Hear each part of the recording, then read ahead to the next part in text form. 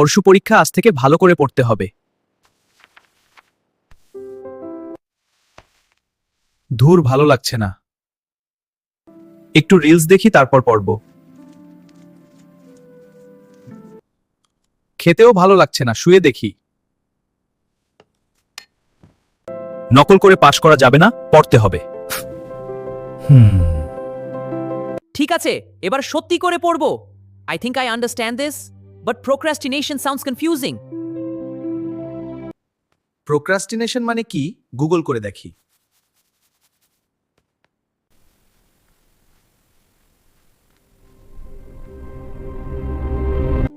আমি ফোনটা কেন নিয়েছিলাম? ধুর, আজ আর পড়বো না, কাল থেকে শুরু করব। যাই শুয়ে দেখি।